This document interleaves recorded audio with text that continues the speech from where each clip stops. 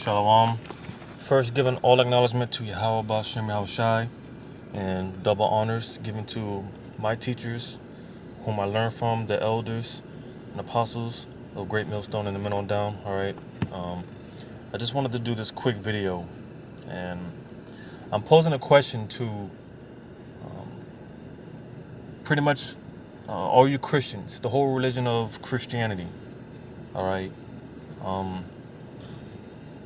Because here it is, if and I'm just dealing with Christianity, all right, because you got hundreds of thousands of religions in the world, but let's just touch on Christianity, all right.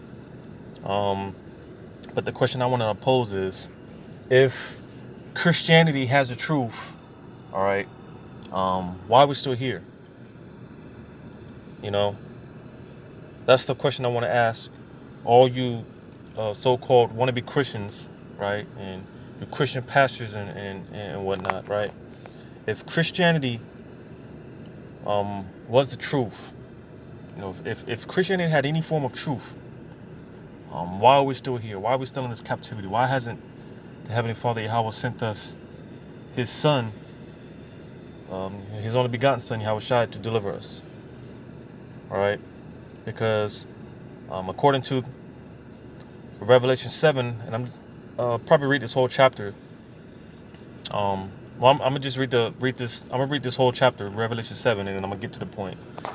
Revelation 7, and starting at verse 1, it says, "And after these things I saw four angels standing on the four corners of the earth, holding the four winds of the earth, that the wind should not blow on the earth, nor on the sea, nor on any tree." All right.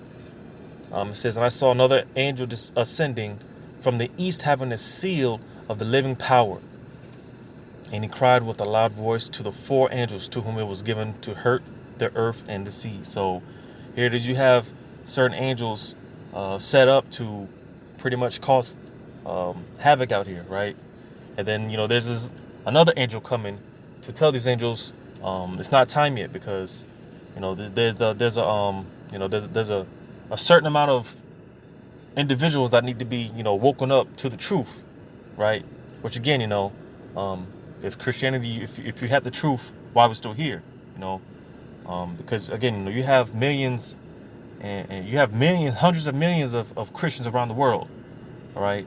Which again, I'm gonna get to the point and jumping the gun. Reading on, it says, verse 3, "Saying, hurt not the earth, neither the sea nor the trees, till we have sealed the servants of our power in their foreheads." So again, these angels are instructed not to pretty much release all this hell on the earth until these servants are sealed with this wisdom, knowledge, and understanding, the truth. All right.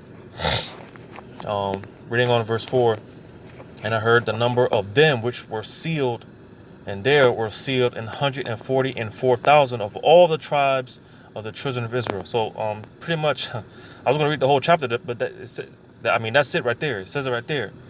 Again, this one angel is telling these other angels not to destroy the earth until there's exactly 144,000 men sealed with this wisdom, knowledge, and understanding. And again, you got millions of Christians around the globe. So again, I'm just touching on Christianity because, with all these other religions and whatnot, you have millions and millions, hundreds of millions and billions of people that deal with these other religions. But like I said, I'm just touching on Christianity, because just Christianity alone, if Christianity was the truth, we would have been out of here. There's in Christianity there's well over 144,000. All right. So again, if Christianity had if they're teaching the truth, if they have the truth, why are we still here when clearly I just read,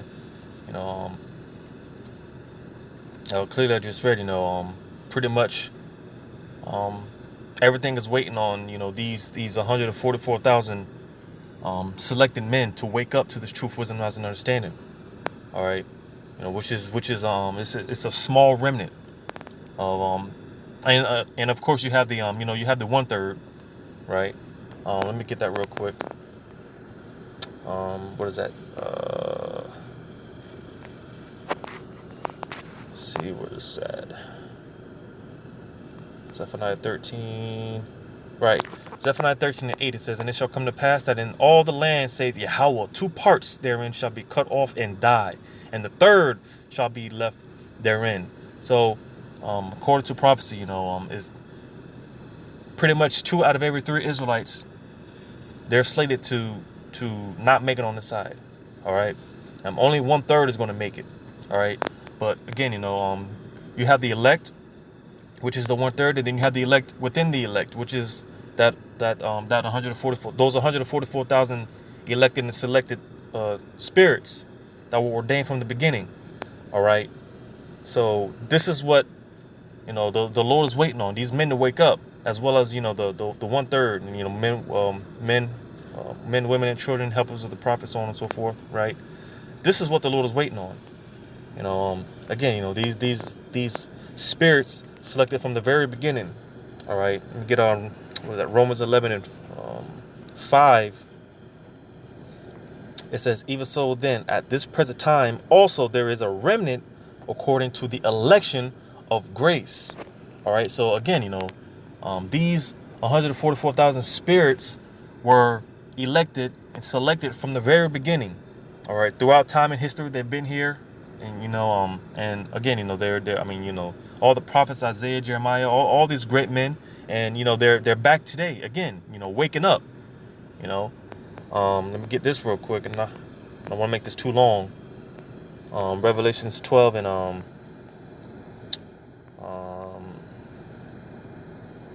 this is what it's about at the end of the day. All right. Yeah, Esau, his plans are to completely wipe out all of wipe us all out, whether you know the truth or not.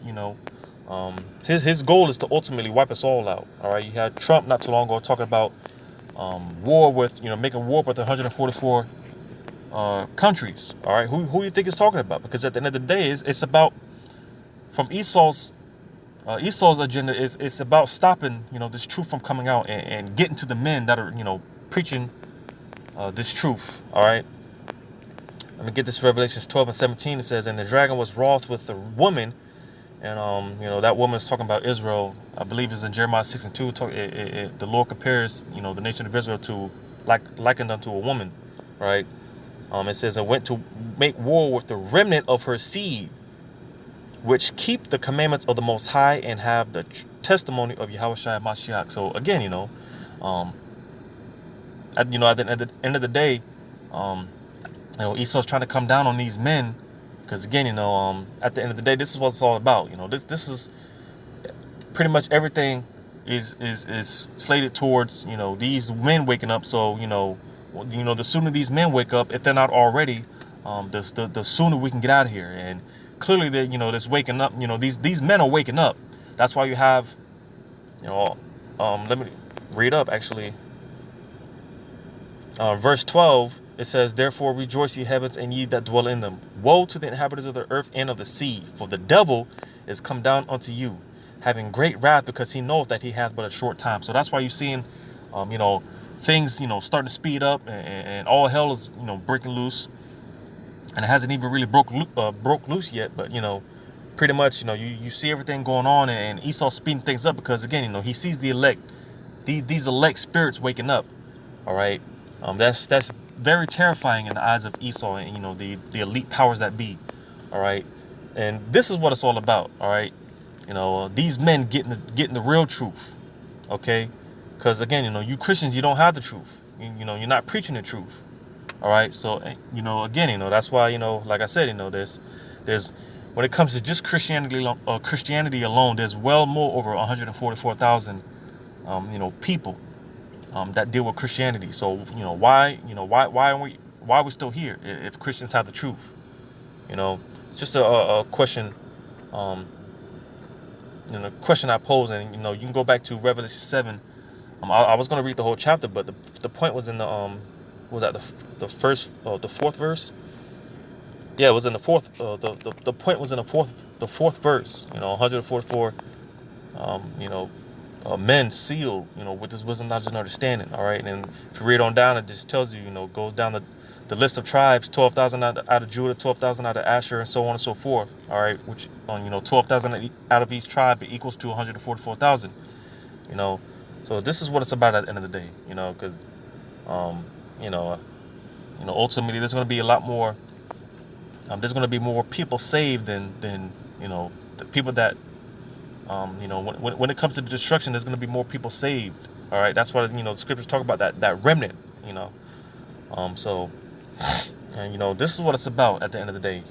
These men, they're going to get the truth. They're going to receive the truth. All right, because again, you Christians, you don't have the truth. All right, so this is just a question I pose, to you Christians and Christianity in general. Right, if feel free, to comment. But yeah, that's the question I pose. If Christianity was the truth, then why we're still here. All right, matter of fact, I'm going to just go get this and I'll end it off on this. Matthew 24. I'm going to start.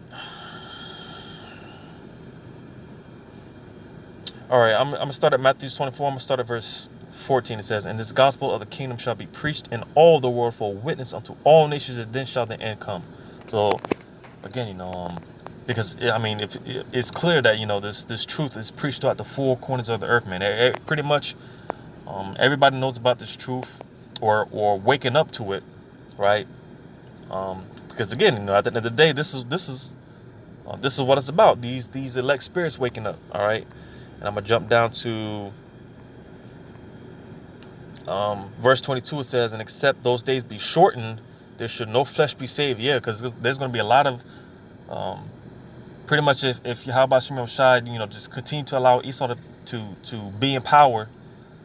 There would be nobody to be saved. So, Yahweh Shem Shai has to shorten the time. And like I said, that's why you see Esau starting to ramp things up and pick up the pace, because these men are waking up. All right. It says, "But for the elect's sake, those days shall be shortened." So again, clearly Yahweh Shem Shai is not shortening the days for you Christians, because again, you Christians don't have the truth. Right. You need to, wake up to the real truth, this wisdom, knowledge, and understanding about the Bible. All right, because that's what it's about, man. You guys still calling on Jesus and God and whatnot. All right, that name is just literally just a translation. All right, it doesn't mean anything. It's definitely not going to do you any good when all hell breaks loose. All right, it's not going to profit you. The real names of the Heavenly Father and His only begotten Son are Yahweh and Yahweh Shai. All right.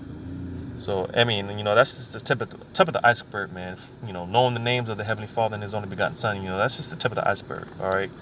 But I don't want to prolong this, I just wanted to, pose these questions for you Christians and Christianity, all right? And until next time, I say shalom. First, let me give all, of course, end it off by giving all credit to Yahweh Shem Shai, and, once again, double honors to my teachers, beginning with the apostles and elders of Great Millstone. And until next time, I say shalom.